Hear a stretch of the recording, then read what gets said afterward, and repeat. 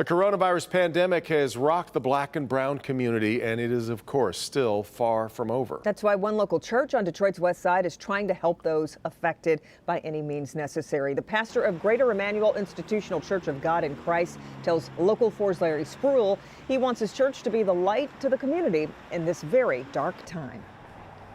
My definition of ministry is meeting the needs of people. Bishop J. Drew Sheard, the pastor of Greater Emmanuel Institutional Church of God in Christ on Detroit's west side, says for years his church has been doing that, meeting the needs of the people. You try to do something to help people, and when you do that, that's real ministry. That's why during this pandemic, his church is helping people here in Detroit from food and money donations. We give groceries away every third Saturday of the month, and we were able to bless 500 people in the community with some with money. To opening up his church for COVID testing. We had 3 settings where the community could come and get tested for the COVID-19. The coronavirus also hit his family personally. I just don't want, if it were at all possible, I don't want anybody to feel the pain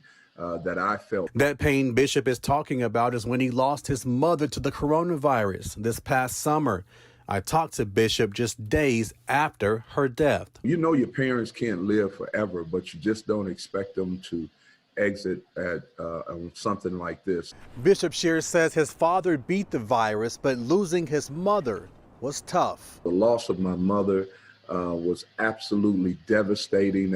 I mean, you don't get over that. Months later, he and his wife, famous gospel singer Karen Clark Sheard, are now urging people, especially in the black community, to take the coronavirus vaccine so we all can beat this deadly pandemic. I'm encouraging people based on the medical science field to get the vaccination. Let's try to get rid of COVID out of our communities, and especially out of the black community. Reporting on the Detroit's west side, Larry Spruill, Local 4.